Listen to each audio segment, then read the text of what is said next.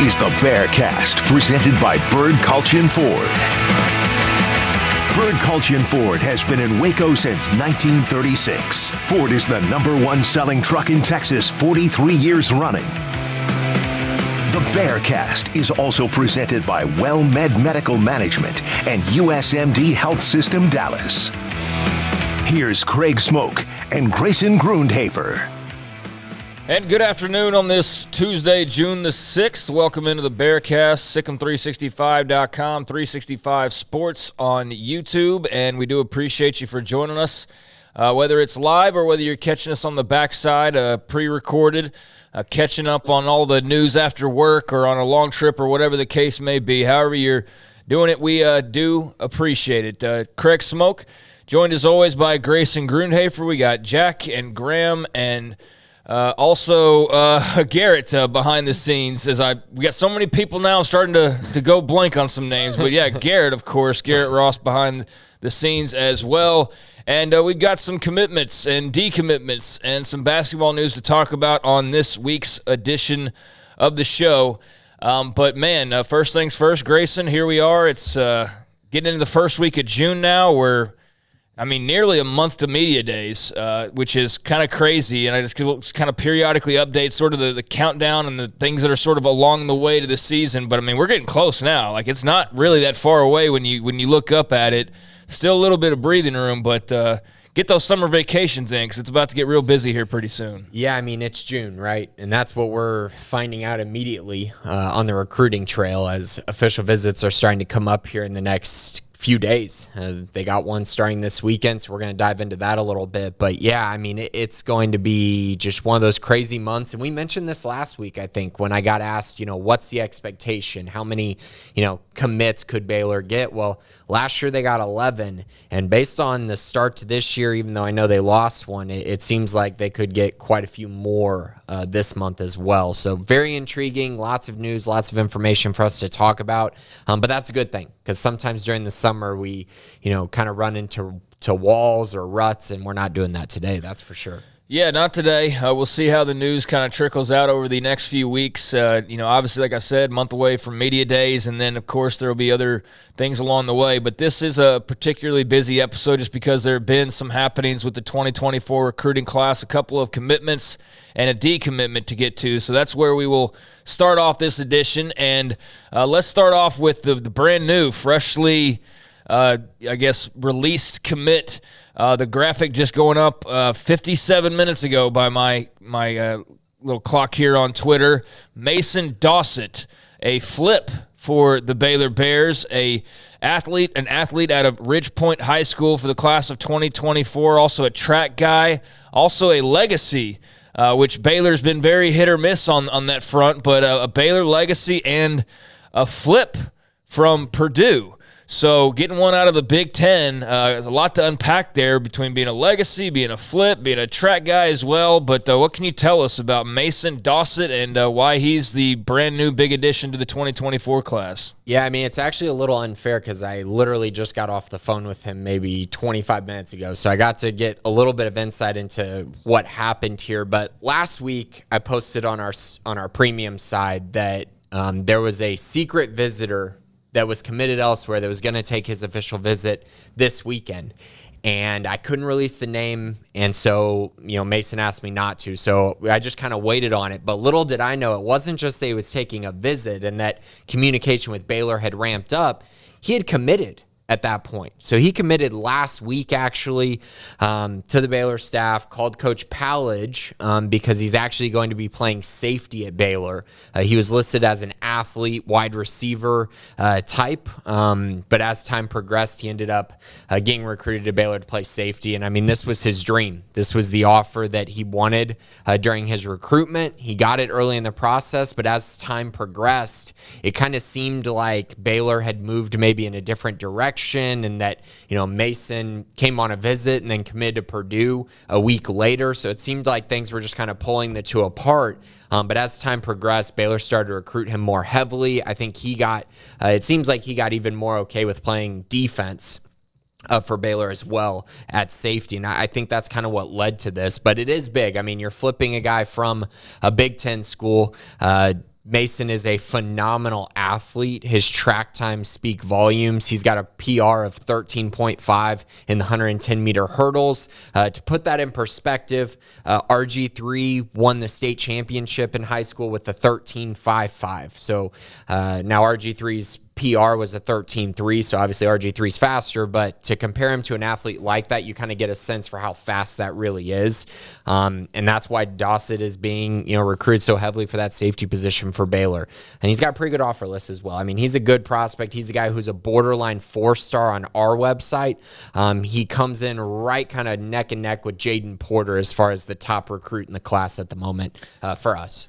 Yeah, Purdue, who he is committed to, obviously. You got Arizona, Duke, Georgia Tech, Houston, Colorado State, Memphis, Texas Tech, Tulane, among some others as well. So Mason Dawsett, Ridge Point High School. I was going to say wide receiver because that's where some have him listed, but safety, you're saying, is where he'll get a look for Matt Pallage and that Baylor defense.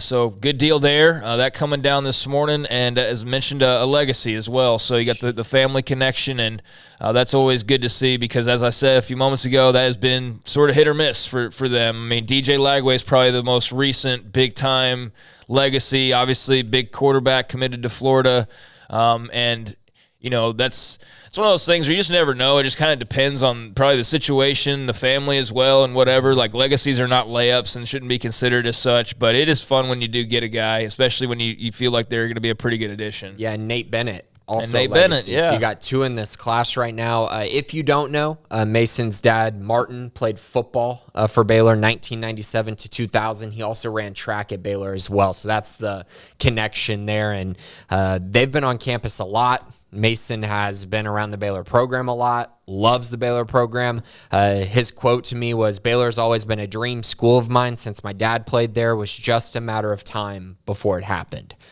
So he seemed to be kind of focused on Baylor even when he was committed elsewhere. As far as on the field, this past year he had 46 receptions for 660 yards and 4 touchdowns as a junior while playing both ways, offense and defense. And then as a sophomore, he totaled 560 yards and 8 touchdowns on just 73 touches, again, while playing both ways. So really good prospect, a guy who I think fits perfectly in this class and really brings some speed and athleticism and juice to this 2024 class. All right, before we move on, I can't help. What is going on in this what are they showing? Is this the Baylor low light reel or something like that on the TV? So Grayson's preparing for guests and recruits coming in on Saturday, so we have this on. So dude, I walked in. Rolling. It's the TCU game from last year. Now they're showing Air Force bowl game highlights against John Baylor. Hawkins, 20-minute Baylor games. We have watched the full season, Garrett and I, we're since I got have. here. I mean, take like the 2 worst moments of the entire year and just like they're just on the big screen, just back to back playing. Here's TCU loss and Air Force loss. I mean, good Lord. That's what I was wondering. I was like, what is going on here? And it's on ESPN. It's like you missed the good stuff. Yeah, you missed Kansas, Texas Tech, and Oklahoma. Yeah, sadly. I mean, clearly. They were great. Fun to watch. Yeah, saving the worst for last for sure. I needed some clarity on what was going on and why we had those low lights playing because, that was confusing. So, all right, back to the good stuff. Mason Dawsett, commit number 6, and there's been some fluctuation there. He's actually the second commit. They were at 6 and they were at 5, and now they're back at 6 again because Mason Dawsett committed. But to get to 6 the first time around was the commit earlier last week.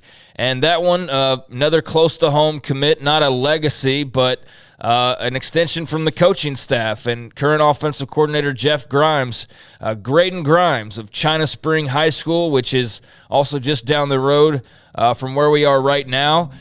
He gave his pledge to the Bears last week, 6'5", 235-pounder, and weight probably fluctuates. I don't know what it is across all of the websites, but defensive lineman, tight end.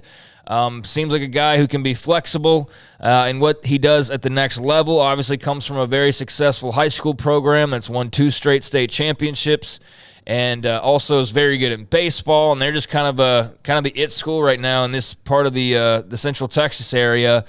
So comes from some pedigree there, not only his father but also background with the team that he's on, and he's going to be heading to Baylor. So what do you make of Grayden Grimes as one of the latest commits for the 2024 class? Another really interesting and versatile prospect is what Grayden Grimes is. So I have him listed at 6'6", 240. That was when I talked to him at the end of April when he visited. So he might weigh even more than that at this point, but he got told when he was on his last visit at Baylor that he can start off at tight end or defensive end. He can have the choice. Matthew Pallage really wants him on the defensive line.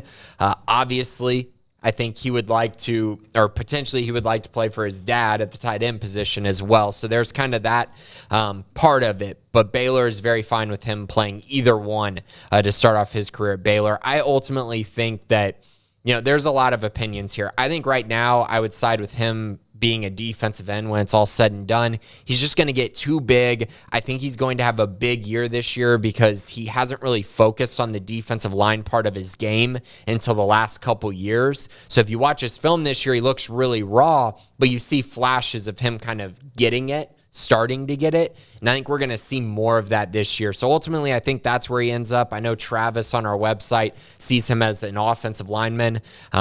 Obviously, Jeff Grimes knows the offensive line. Jeff Grimes knows the tight end position. So there's definitely a connection there on the offensive side of the ball as well. But again, you don't find many 6'6", 240-pound guys who are as athletic as he is, who aren't recruited nationally in the state of Texas. And so that's why landing guys like this is massive for a program like Baylor. You got to be able to find guys like this because you don't find many of them throughout the state and throughout the nation, really, who are interested in Baylor. So he's a big-time pickup, one who I think is massively underrated. And I think a lot of the offers didn't come for him because of his connection to Baylor. I know Iowa State and Kentucky were two that were trying to get him on visits, but ultimately ended up with just offers from like North Texas, UTSA, Texas State, types like that. So Grayden Grimes obviously won't need too much, teaching on where things are around campus probably, or especially around the football facilities. I think he's probably pretty familiar at this stage as Jeff Grimes gets ready to enter year number 3 in Waco, and been a great addition. Obviously, everybody felt like last year was pretty rocky, but the offense sure seems like it's building to have a nice bounce-back year, and he'll have a big part in that. But then down the line, now Grayden Grimes will be a part of what Baylor has to offer on the field and off the field as well. So 2 commits in the last week, including one just this morning in Mason Dawson flipping over from Purdue. So that brings their class to 6 at the moment.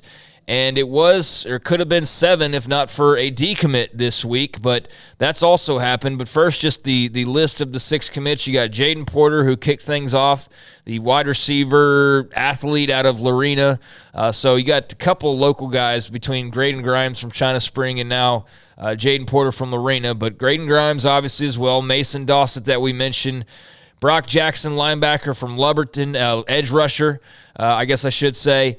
Colton Siraki, offensive lineman from the Woodlands, and then quarterback Nate Bennett from Oaks Christian out in California, although he's been around. It wasn't just set up shop originally in California. If you listen to his interview around his commit, it's been a long, strange ride to hear him tell it, but that is the class as it stands as of right now. But as I mentioned, there was a decommit, and that's part of the deal. I had a comment on this player just randomly on Twitter. It was just like, oh, yeah, not surprising. And I had somebody like, well, why? Why is it not concerning? Why is it not? It's just like, well, it's recruiting for one. I mean, like every year, on average, there's probably 4 decommits. I mean, if you were to just probably average it out over time. So they were due, if anything, probably 4-1. But it's just the second one. You had technically one way, way, way back with Aaron Hampton, but that seems like forever ago because he was a 2024 guy that he committed so freaking early. So you don't even probably remember that, most people. He was committed for like 3 weeks. In like 3 seconds. Quick. Yeah, that's easily forgettable. But here is the latest one, and the one that will be memorable for at least the foreseeable future because it's happened here recently, and that is Brandon Booker, the linebacker out of DeSoto. He decommits from Baylor yesterday with a little message on social media, and he had an incredibly impressive offer list. You're like, all right, where's he going to end up? Because there's Auburn, and there's Arkansas, and there's Colorado, and there's Who else here? LSU, Houston, A&M, Michigan State, etc. So he had a number of offers that were pretty big time. And you think, okay, well, who's he going to flip to? Is this NIL, whatever? And then he flips, and it's to Stanford. So I immediately am like, all right, well, cool. Like, that's totally, A-okay. I mean, who cares what I think anyways? But, you did wonder, is this going to be an NIL type of a situation? It's not. It's Stanford, and I'm not going to begrudge anybody who decides to go to Stanford. So that's just one of my own personal rules. That's a pretty good degree to go and get, and it indicates to me that you have kind of your eyes on a bigger prize than just football. So I think it's always a cool move to see people make that kind of a choice, but obviously a blow to Baylor's class. So what do you think of the fact that Brandon Booker, who was their highest-rated pledge, is now no longer a part of this 2024 class? Right, so he visited Stanford, and then that's where the flip happened. He mentioned to me it was about finding the best place for him, and so I do think this was a situation where academics played a big role in it. I also think, he really hadn't visited a ton of schools that had a culture that you could maybe call similar to Baylor as far as academically, I wouldn't say. And so Stanford coming in and offering after Baylor kind of led to this. And so, I mean, it's one of those things. So I'm going to talk about the negatives first. I mean, this guy was a first-team All-State selection. He plays at DeSoto, a school that you would love to have connections with because obviously they play great football there. He was a guy who was extremely productive, 137 tackles, 9.5 for loss, 1.5 sacks. He forced 5 turnovers last year as DeSoto won the state championship. As a sophomore, he had 92 tackles in his first season as a full-time starter. So this guy has been productive. He's been getting it done at the highest level in the state of Texas, which makes him extremely appealing. To go along with that, a great offer list, which you want to see Baylor winning battles against programs that you mentioned in the SEC and top schools in the ACC and the Big Ten as well. So that's where the miss comes in. And that's where it's one of those things where it's kind of like, okay, this is a big loss for Baylor. But on the flip side, it's like, how many guys in the state of Texas are good linebackers? And to me, it's a lot. And to me, it's a position where you can find guys who can easily plug and play a little bit, at least easier than you can on the offensive line or defensive line. They're just easier to find. So for that reason, I'm not extremely bummed by it, but I do, I do understand people's concerns. And he was a guy who was highly rated by myself as well as others. But I will say, like Travis, who's on our website, he was not very high on Booker. So that gives you some context there that there is some separation on analysis about what he could have brought to the table. But ultimately, I think it's a big loss for a couple reasons, the national perspective and things like that. And he's just a good player. So now Baylor's got to find someone to replace him. And that's going to be the key, right? Who do they replace him with? Yeah, I mean, they thought highly enough of him to bring him in the class to begin with. Mm-hmm. And so, I don't know, I'll trust their evaluations on it. And it's just a bummer, to see somebody, clearly others thought pretty highly of him as well. I mean, it's one thing. It's like a bunch of just no-name schools that are like, no, we don't see it, and Baylor takes a flyer. But I don't know. It's a lot of schools getting confused watching film, apparently, if he's not what he's seemingly cracked up to be. So that'll play out over time, obviously. But in the short term, it is a blow to your class, and it's a blow to your ranking and those types of things. They dropped from, whatever they were at, like, I don't even know. I wasn't paying that close attention, but I looked up after that decommit, and they were like 50 overall. So they had dropped pretty good amount because they were not at 50. If anything, they were like 35-ish probably before that. So that hit the class, and I'm not sure how much they climbed back up. And look, not trying to get everybody obsessed with year-long recruiting rankings because those things can be very,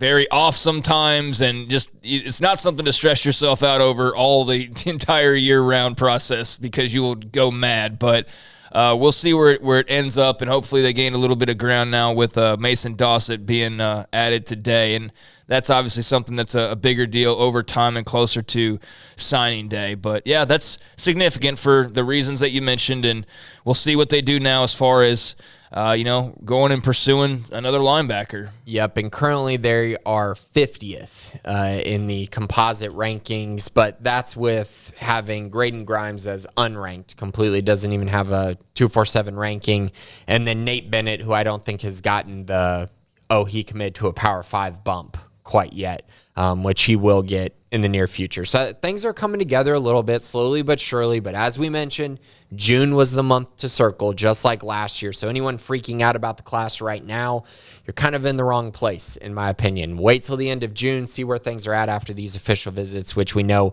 Baylor prioritizes. Yes, they do. So that's all starting to ramp up here. 2 commits in, 1 commit no longer.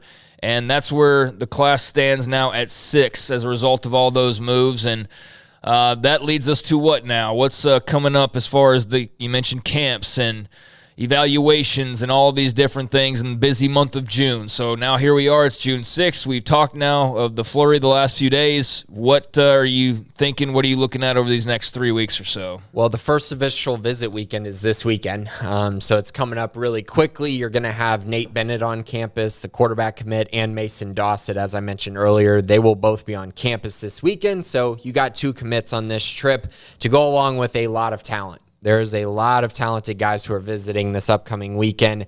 2 running backs in particular who are both 4-star prospects in Lancaster's Quan Lacey and Benton, Arkansas running back Braylon Russell. Both these guys would be massive additions. Baylor, of course, looking to load up on the running back position. A.J. Stewart's first year recruiting this cycle to get 2 guys like this on campus pretty quickly is key for them. There's a few other guys visiting as well. I'm going to leave those on the premium side, but it is a big weekend to start things off, and they will have official visits the next 2 weekends as well. So, like I said, this is just going to continue over the next couple weeks as we talk more and more about who's visiting, when are they visiting, implications for the Baylor recruiting class, who's going to commit, trends, everything like that going forward. All right, so that's about covered on football, I think. No, it's just kickoff times. We got some of those last week. Learned about the first 3 games of the year, and I mean, they're going to have to win to get more primetime spots. That's pretty much the deal. I mean, that's what you can take a quick glance at, because if you thought that maybe they'd have a big-time kickoff in week number 2 against Utah, you were incorrect as far as, prime time or anything like that. But do have a good spot on the ESPN network. But Texas State will be a 6 o'clock kickoff, ESPN Plus, week 1, opening the season in Waco. Back at home, week number 2, 11 a.m., the kickoff time for Utah on main ESPN. So, yeah, I've seen some of the gripes about 11 a.m. kickoffs, and I'm just not even going to address that really. But they're on main ESPN. That'll be a big deal.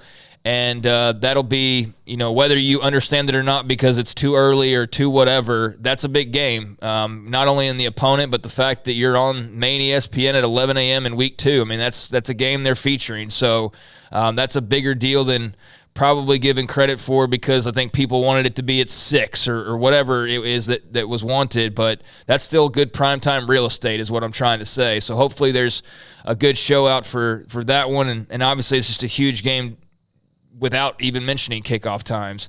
And then in week 3, Long Island, 11 a.m.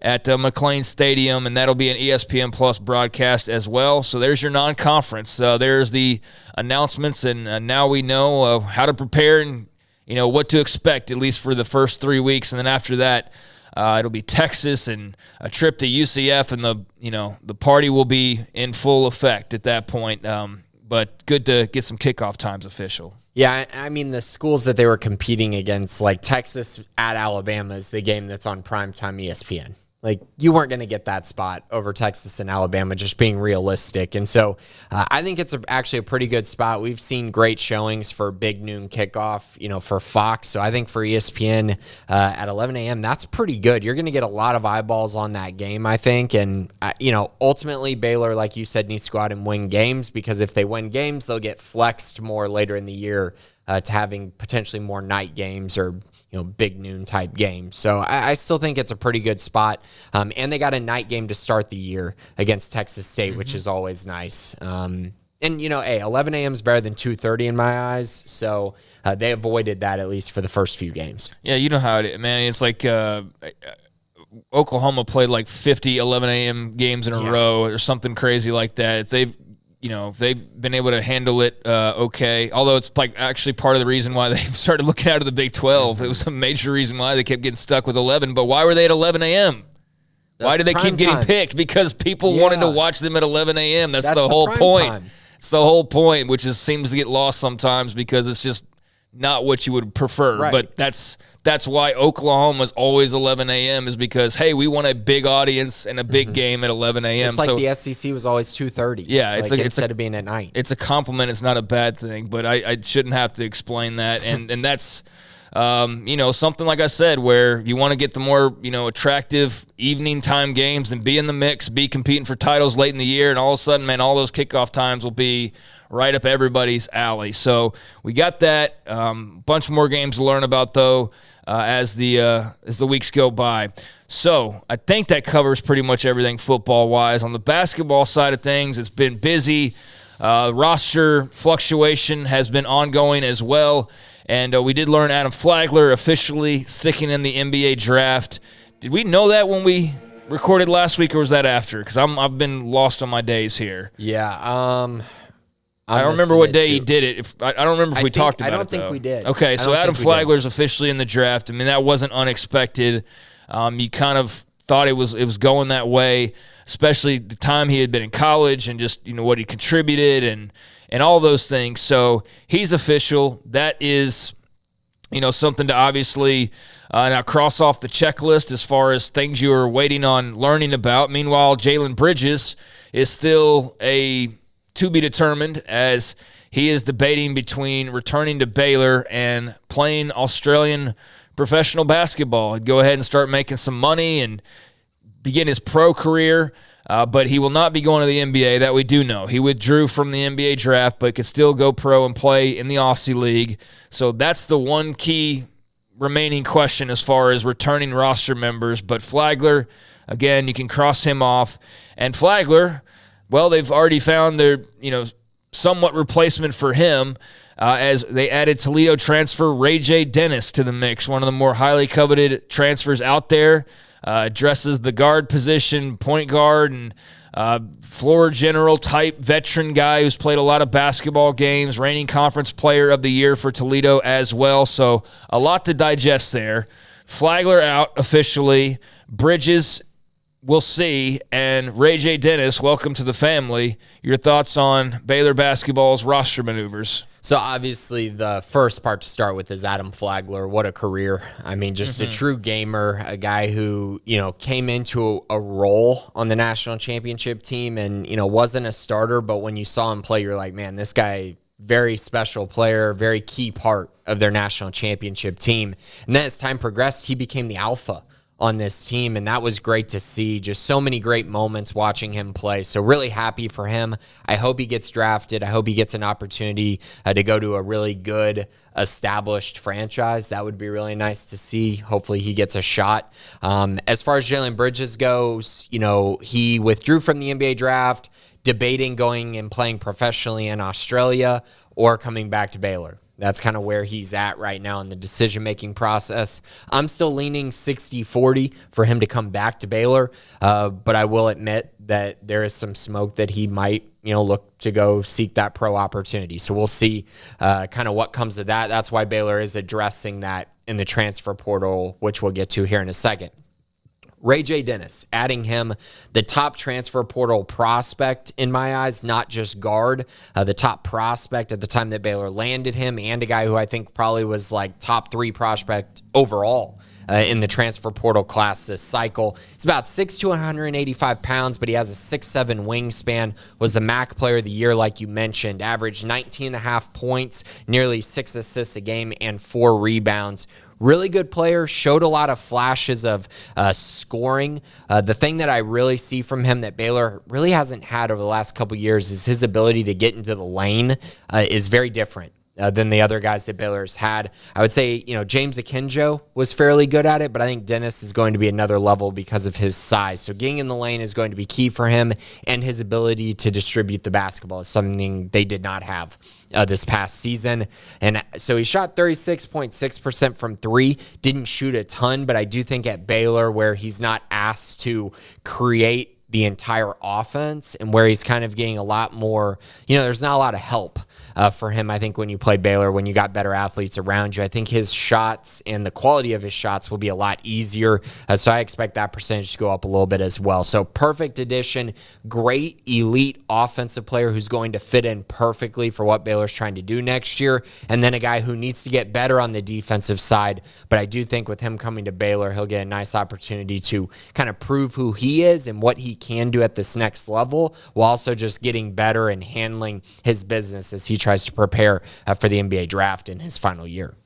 Yeah, we had Scott Drew on last week. It's interesting to just kind of catch up with him. They had announced the Sanford Pentagon game that they'll have with Auburn. That'll be a great way to kick off the year. And, I had my mom and sister actually went on this random road trip. They're currently on it, actually. They were just at Mount Rushmore like yesterday. They went and visited Deadwood, South Dakota, and I ended up not going just for various reasons. But I was a little jealous when I saw some of the pictures. But if you needed like a reason, I'm like, when am I ever going to go back to South Dakota after turning down that invite? Just the timing wasn't right, mostly more than anything. And now here's your chance, I guess. Although Rushmore's not like around the corner. It's not like everything South Dakota's right there. I think I looked it up. It's like 3 hours away. So you do need to still do some planning. But if you're ever like, I want to visit all 50 states, when am I ever going to go to South Dakota? Well, hey, if you're a Baylor or Auburn basketball fan, here's a great opportunity. Here's a reason to go up there and check out what all's going on up in South Dakota. But, that'll be a good game. They've got a great schedule that's built up. And obviously some more to do in the portal as far as filling out this roster. But I need some more questions answered first. But got a little bit more clarity last week, so that was good to see. You can tell, though, that Scott Drew's just like pulling his hair. I mean, he's as calm as anybody could be, but you can tell even it's wearing on him. Like a guy who's pretty bulletproof is like, yeah, it's kind of ridiculous. It's just it's a circus. So, that continues on as well. But they're handling it pretty okay from what we've seen so far. Definitely. So I think we should also dive in a little bit to kind of what's going on as far as who could they get if they don't bring back Jalen Bridges, or who else is kind of on the radar. So Grant Nelson, the North Dakota State prospect, he's like a 6'11" forward type, really good player, but he actually, his visit got canceled to Baylor. It was supposed to be this weekend. He's going to kind of be between Alabama and Arkansas to be, again, providing clarity. This was a Baylor decision, it seems like, more so than a Grant Nelson decision. But yeah, he'll be between those two schools, but this comes on the heels of Baylor welcoming Olivier Kamwa on his visit. So he visited earlier in the week. They got that visit done. Then Nelson was supposed to visit on the weekend. He did not visit, so that means it seems like all signs are pointing to Olivier Kamwa potentially being the top interest guy. It seems like he's between West Virginia and Baylor now. That's what the reports are saying. A really good prospect, great athlete, great size at about 6'8". A guy who he only averaged 11 points, 5 rebounds, 2 assists, and he only played 25 and a half minutes last year. But if you look at kind of some of the games where he really excelled, it was against some of their best competition. He had 27 points and 8 rebounds in a win over Texas, and then he had 27 points and 5 rebounds against Duke in the NCAA tournament. So 2 elite performances, and a guy who would be an awesome addition for Baylor. If they're able to land him, they're going to be really, really good next year. If they're able to land him and bring back Jalen Bridges, then I think we're talking about a top 3 team in the nation going into the preseason. It's pretty big expectations, but it'll all depend on kind of how the cookie crumbles the rest of the way for them. But exciting stuff, and obviously a lot to still look forward to in regards to how they finish out the rest of this roster. So I got that upcoming. You stay close to the boards. If there's any insight on Baylor basketball, that's the place to find it, is the Sikkim 365 premium section with, particularly Kendall and Ashley and just the rest of the crew doing a great job of covering Baylor basketball. So that's where that stands. Meanwhile, just track and field standing at this point. Have you been much of a partaker in watching the College World Series? It's not College World Series time just yet, but you know what I mean, watching the baseball postseason, and do you feel left out, especially watching, teams having fun and moving on? And yeah, there's a former Baylor player who's killing it for rival TCU, but not even really pointing to him as much as just every time this time of year, I feel like if your team's not in it and you're a sports fan who's kind of in the College World Series, you're like, oh man, you're like that. I don't know. Now, I was thinking about this the other day. I used to look out the window, and this is going to date me. I used to look out the window longingly at my friends playing or something, like, man, I wish I'd be out there. And now I feel like I was looking through a window screen, and kids these days just look through phone screens, and they look at, like, Instagram like it's the window, right? Longingly at their friends having fun and all that type of a thing. So do you watch the College World Series and get that kind of feeling of like, man, it'd be really cool if Baylor was playing in this, or insert team for whoever? But yeah, it seems like the funnest thing when it's going on each spring. I feel really left out when I turned it on and I saw Trey Richardson put up 11 RBIs and tie Shea Langolier's record from 2019. Yeah, that made me feel very left out. It was also just tough to stomach watching him, just put on this performance against Arkansas that was just legendary. And then you turn around, they get through the Fayetteville Regional, and then, hey, Indiana State's going to be hosting them. They're going to have to go on the road again. Oh, not so fast. TCU is somehow hosting a super regional now because Indiana State was unable to host them. So they're getting all these breaks, all this luck. You're seeing just kind of a lot of teams having opportunities to move forward in the College World Series, which is really fun to watch. And yeah, I do miss it. It was really cool when Baylor made those regionals a few years ago. They didn't come through. They had opportunities and couldn't quite capitalize on those. But yeah, I'm looking forward to seeing them back in having postseason success and potentially making it back to a College World Series at some point, hopefully with Mitch Thompson, but we'll see. It seems like they have a long way to go before we're going to be talking about that. Yeah, I mean, certainly not anywhere close based on this year, but there were some strides made, and there will be some roster upheaval, I think is fair to say. I don't know. I thought Levi maybe told us there was already some guys that were in the portal, but I'm not sure to the extent of the turnover just yet, but there will be a lot of that, I would imagine, on the roster. So, yeah, I mean, hopefully you'd like to see them there one day, but for now you got Texas is in the next round Super Regionals. TCU's in the Super Regionals, and that's it, right? As far as Big 12 goes, Oklahoma got knocked out. Oklahoma State got knocked out. West Virginia got knocked out.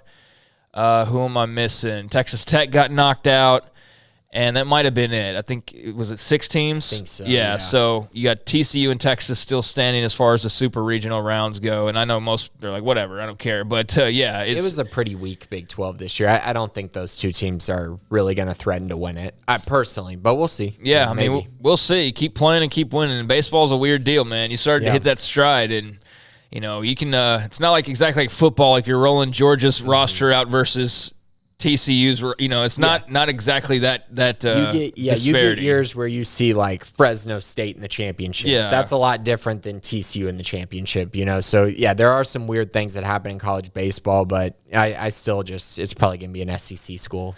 Yeah, I mean they have certainly embraced it the most and invested the most here as of late. All right, so there you have a little bit of just everything that's going on right now. So a lot of roster stuff at the moment. And then for football, too, getting guys moved in and workouts going, and saw the first release of, like, their workout, players of the day, so to speak, or lifters of the day. And that's always a treat, although it doesn't tell us everything. It gives you a loose idea of like who's really, standing out to the coaches in the weight room. So that's been fun to see that get started back up again.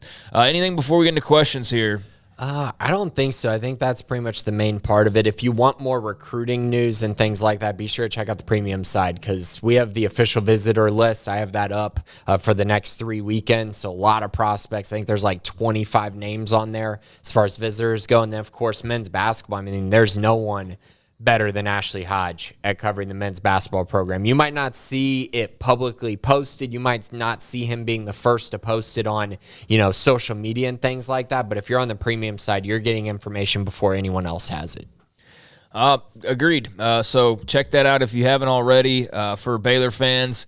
And we even had some non-Baylor fans in the realignment circles of the website have come on over to discuss realignment, all the craziness that's going on with that. So that's been enjoyable and kind of funky and fun to see at times, as well as that's been a kind of just summer-long, spring-long storyline that feels like it's going to probably wrap up here pretty soon, just in time for football season.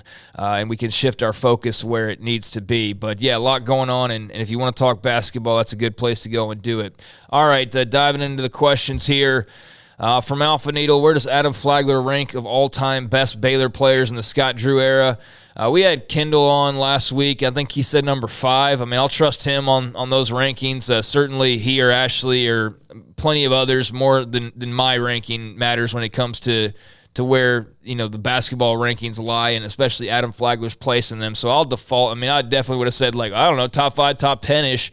But he said number 5, so I'll go number 5. That seems like a safe bet, but you're twitching I don't know about that. I'm thinking on it because it's subjective, so it doesn't matter. I think he's in the category with Jonathan Motley. That's kind of the category. Remember, Motley was a consensus, first team All Big 12 guy. He was a phenomenal player. I actually think he might have been a consensus first team All-American in the entire nation. I think Jared Butler became the last since him. So Motley, I think, might get a slight edge because of that. And I have Motley kind of right around that number 4. So are you viewing it like individual talent and player versus overall accolades? Because I would take a national title over an All-American. Yeah, but see, my problem with that is my number 1 player in Baylor history, regardless of Scott Drew or not, is Jared Butler.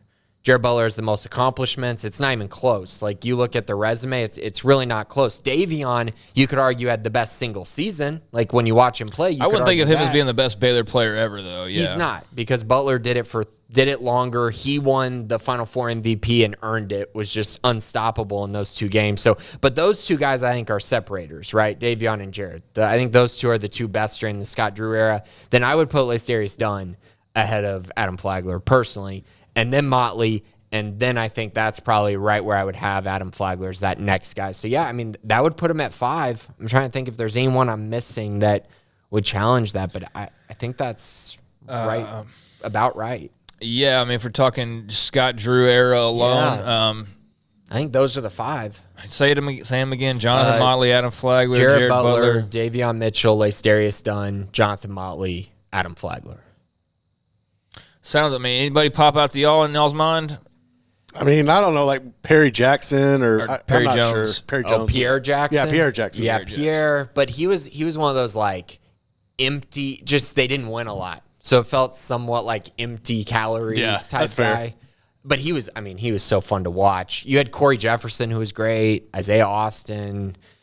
I'm trying to think the guards, Kenny Cherry types. Yeah, I mean, they're not in that conversation. Yeah, we're starting to thin it out a little bit because those guys were fine. But yeah, I don't know if they're better than the guys that were mentioned. You had the talent guys too, like your Perry Jones and your Quincy Miller, but those weren't guys that lived up to their potential.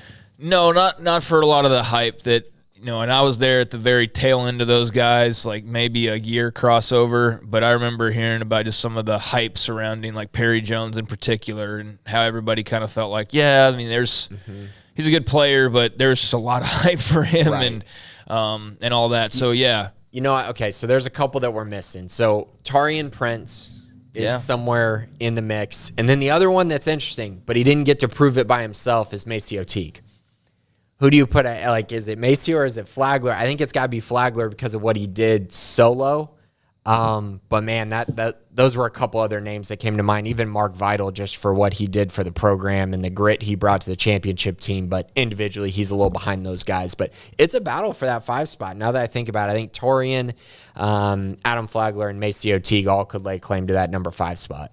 That's fair. Yep. So you can make your own list at home. Let us know where you had Adam Flagler, but he's definitely right there in the conversation for top 5 in Scott Drew era, no doubt. NBA's highly valued media rights entity. Why is there such a large discrepancy between college football and basketball regarding value of media rights? I mean, I think that the big thing is just it's a pro sport. I mean, isn't that the biggest reason why? Yeah, I mean that's the main difference right there. The moneymaker and everything like that, it's more so tending towards, the NBA and their owners and their cities and just everything like that, I think is a big reason why the gap is so large. Yeah, I mean, it's not something I've ever looked deep into, but the pretty simple answer is that it's pro basketball. It's millionaires versus, college kids spread out all over the country, and there's just a bigger market for it. It's a cooler product. It's, it's a hip thing. It's a popular thing for, the ideal age bracket that advertisers are going after. It's huge when you look at like men 18 to 34 and, those types of metrics. The NBA's got a pretty huge following, social media-wise, got a huge following. And what is college basketball following? Like, it's like Ashley Hodge is like a huge college basketball fan, but I don't know that, if he were to run around and talk, like how many other like-minded college basketball pure fan, you know what I mean? Yeah. Like super fans there would be. Whereas if you start talking about the NBA, like you can, I think, more easily fall into a conversation because it's so much more popular. But I know it's also got its detractors like anything else. But yeah, it's a different animal is the best way to describe it. I also think a huge discrepancy when you're comparing college basketball and NBA is like most times the best college basketball players are there for 1 year. Whereas in the NBA, you're getting LeBron's been in the league for what, 20 years? Yeah. I mean, it's just so different. You can't even compare it. And same with football. It's like you might see a guy in his prime for 2 years in college football, and then that's it. Whereas in the NBA, you really grow attachments to players. These players have actual brands that have been established through Nike or through Adidas or through these things that, I think fans, kind of just gain an attachment towards these players. And so a lot of times, the more we've grown up, the more I've gotten older, I hear people talk more about like their favorite player than their favorite team in the NBA specifically. And I think that's become a very interesting thing. And it was kind of foreign to me because being a Spurs fan and they were winning, it was like, oh, all for the Spurs. But as you get older, the Spurs haven't been as good. And so I've grown to kind of appreciate players a lot more so than teams such as, I really like Giannis. I think a lot of people gain attachments in that way that you don't get in the college game. Scotty B, which two teams in the Big 12 in football do you feel are getting the most overhyped but will ultimately fail to live up to expectations? I mean, expectations. So I guess expectations have to go with your wins odds, right, by Vegas. That has to be what we go off of because national perception, it is absolutely Texas Tech. That national-wise, the feeling in the Big 12, the fact that I feel like a lot of people are talking about Tech like they were, like, that they're going to be like TCU last year, is the vibe that I'm getting. And I don't see that. I don't see it at all. I don't think they're balanced enough offensively. And so while I think they'll be good and live up to the Vegas odds expectations, they'll be right around probably maybe a 7-8 win team, which is good. That's a good year, but I don't think they're going to live up to some of the massive expectations that I've seen, the overhype. So I guess they're one. I also, I don't know. I think with them, it's like, do you think they can win the Big 12? That's the question. I don't think I've seen anybody think that they can be a playoff team. But I understand that if you win the Big 12, then you've got an argument for the playoff. But I think that's a conversation for farther down the road. I simply look at them. Are they a team that can be a contender in the Big 12? And I think that they probably can be because I don't think that I'm just like, well, there's no chance they can beat Texas and there's no chance they can beat TCU. And they almost beat TCU last year. They did beat Texas last year. They beat Oklahoma last year. They won 8 games. So that's where all the hype's coming from. And just the fact that they hype themselves up. Like they do a great job, much like Matt Rule when he was at Baylor, of promoting, and they're out there and they're visible and they're hyping you up and they're letting you know that there's momentum and they're following up on that. And I think that's like right now with Baylor, you get a lot of feel of just like, where's the excitement? Where's the juice? Like that's like a 180 in a way, just kind of the way that they promote, right? Mm-hmm. So I think that they're great. There's a lot of promotion behind it.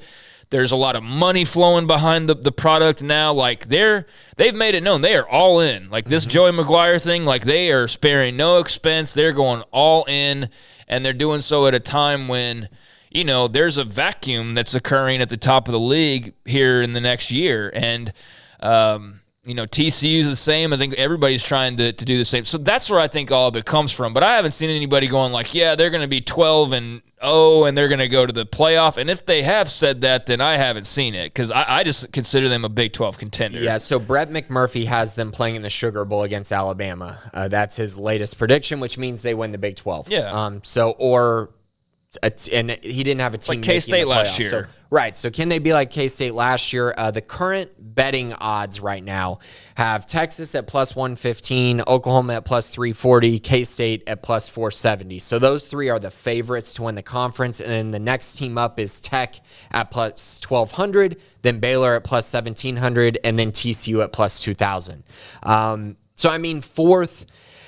Then it's really hard to say, is anyone overhyped unless we're only talking about those three teams. But I don't think that Tech will win the Big 12 next year. Can they? Sure. So I guess, they're not going to fall flat on their face. They're not going to go, 5-7. But I don't think they're going to win the Big 12. But then I guess if you're going to go for another overhyped team, then I think it has to be Oklahoma, to be honest. And it's not necessarily because I don't think they'll be better this year, because I do, but their win odds, I think their expectation is 9.5 wins. They're the second highest odds in the conference. I just think that's a little aggressive for a team that really wasn't very good last year, and I think is more like an 8 or 9 win team as opposed to a 10 or 11 win team. I think that's kind of where I come in with them. Yeah, TCU and Texas seem like they're going to be pretty good again. Can TCU go all to where they went last year? That would be, if they did that, then geez Louise, like Michigan's going to call Sonny Dykes. Are you surprised they're 6th in odds?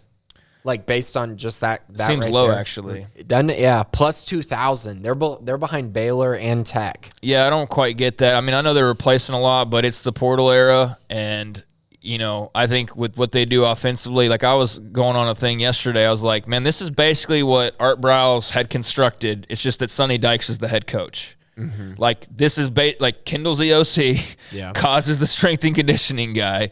They're running an offense that's very similar and familiar, and we always had the question of like, well, what would this look like if it had more talent, and if it had, and it's like all the pieces are now in place, and it's just unfortunate it's in Fort Worth and not in Waco, right? Yeah. And so we're getting that glimpse, and now on top of that is we didn't even think about like what if it was in the portal era.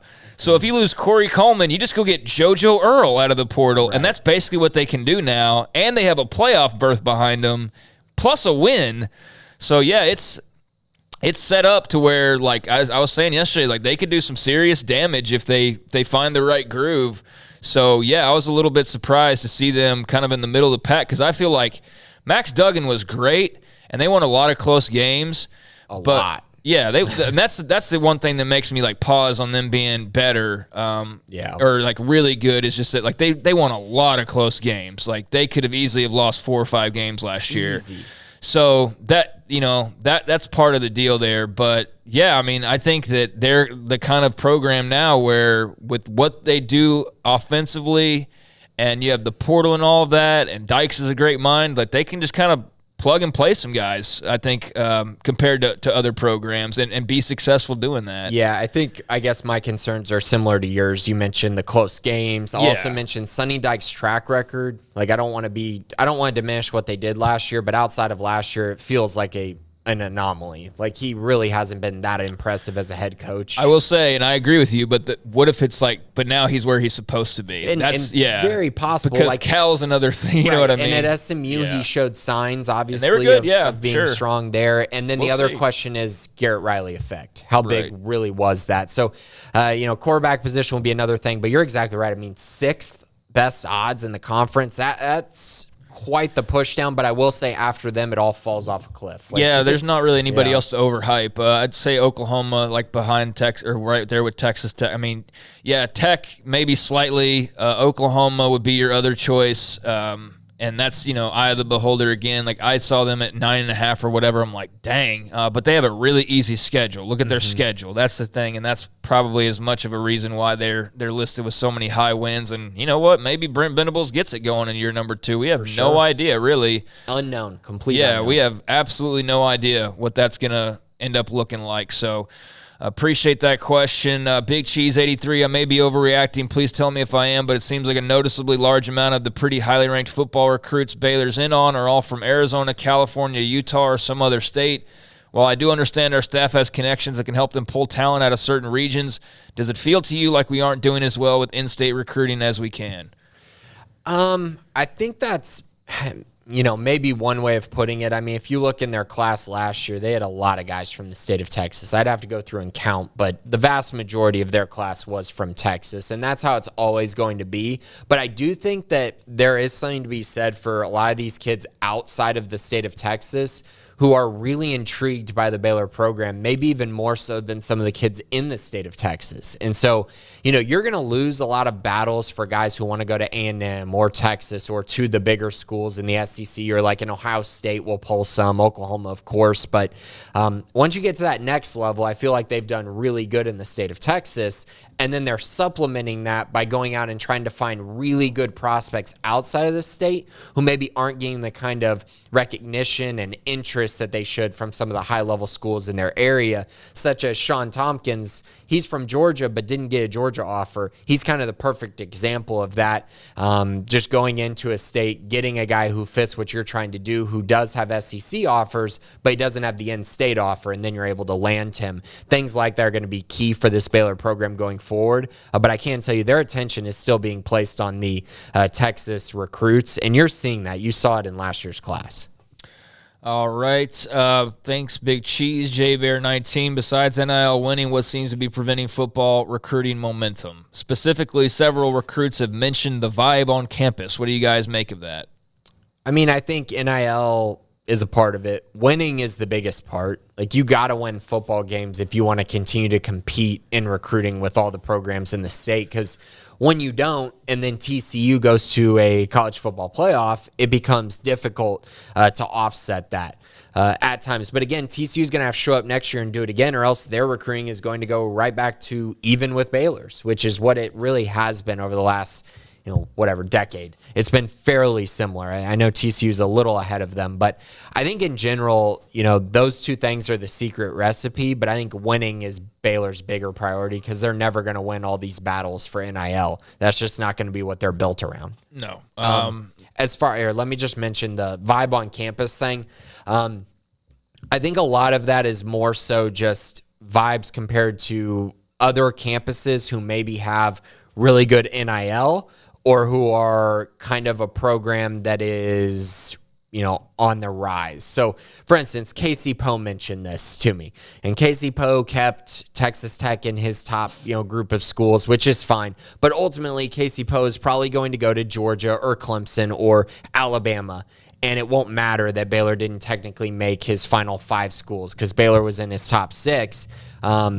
So I think things like that are kind of what I'm talking about. Like, yeah, when he goes and visits Georgia, maybe it's a little different than Baylor right now, like for obvious reasons. And so I think that's kind of where you're seeing it. I think some other guys that have maybe said that maybe, just kind of get a different feeling from other campuses. Maybe they want to go to a bigger school. Maybe they, there's all kinds of factors. But what I do know is in general, Baylor is usually a place where guys go to visit. And then when they visit there, they fall in love with the campus and they fall in love with the program and the culture at Baylor. We saw that in the transfer portal as every recruit who took an official visit to Baylor, who Baylor actually wanted, committed to Baylor, basically within the next week after that. And then I think we're going to see that again with these official visits. I think they're going to do a really nice job of landing some guys after they take visits to Baylor because of the experience and the culture and the Baylor program in general.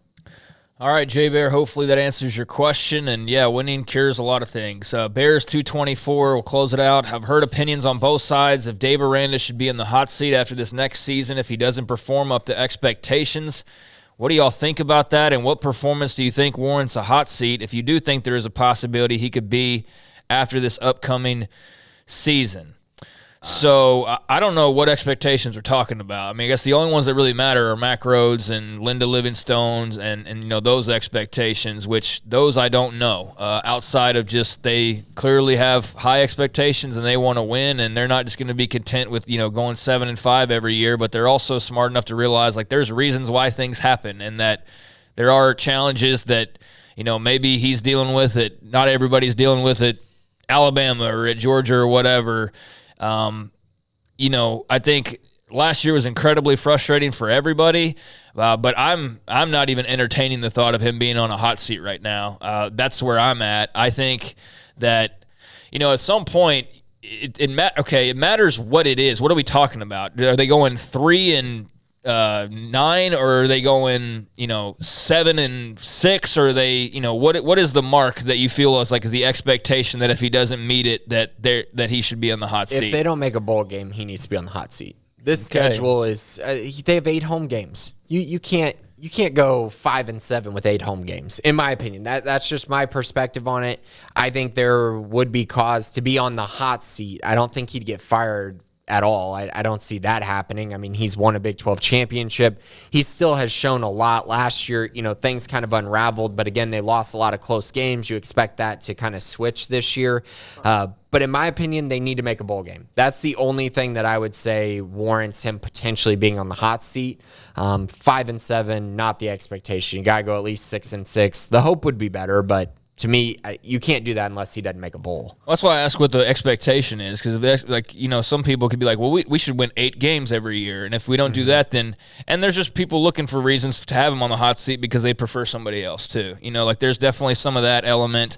But I think making a bowl game, that should be bottom line expectation. If he doesn't do that, then sure, I welcome it. But if that's not the case, he makes a bowl game. A lot of it will depend on how did it all happen. Did Blake Shapen get hurt and then Sawyer Robertson got hurt and R.J. Martinez is winning them a 6th game after a 4-game losing streak? Yeah. How does it unfold? Or does every game look like the Kansas State game last year? Yeah, right. Yeah. Where are they? There's a lot of missing pieces there, but I'd say not making a bowl game would warrant that. But beyond that, there's just too many variables to really have a good idea, because there might be legitimate reasons why you don't win as many as you'd like to win. But regardless, making a bowl game should be the bottom line expectation, and not doing that, then that seat starts to get warm. But beyond that, I have a hard time talking about him being on a hot seat. That's just me, though. So, Bears, hopefully that answered your question. I think, like Grayson said, 8 home games, 6 wins is not asking too much, and you could easily expect to have a couple more than that based on that schedule as well. But that does include Utah in week number 2. So even at home, it's going to be tough to win all of those games. But bottom line expectation should be a bowl. And then let's revisit this in December and see where they are with that. And if they're at 5 wins, then maybe we're having some talks that we weren't expecting. But hopefully that's not the case, and I don't expect that to be the case. Appreciate the question there, and I think that'll about wrap us up. Anything before we head on out of here today? I don't think so. Just be sure to check out the Sikkim 365 premium side. There's actually my interview with Mason Dawson now up on the website, and also just be on there, because if you want the inside scoop, recruiting, football, basketball, you need to be on there and check that out. And then also check out 365 Sports Radio Monday through Friday 3 to 6 with Craig, Paula, and Smokey. Yes, getting the gang back together has been kind of stuttering vacations now, hitting that time of year. Paul will be on his honeymoon soon and all that stuff, so we'll be kind of in and out, but we'll be in action, as Grayson mentioned, starting at 3 o'clock. So appreciate it if you join us then, or whatever day you end up joining us. And if not, you just listen to this show. We appreciate that as well. Please hit like and subscribe to support. Thanks to Jack and Graham and Garrett behind the scenes as well. And until next week, we'll talk to you then. This has been the Bearcast on Sikkim365.com.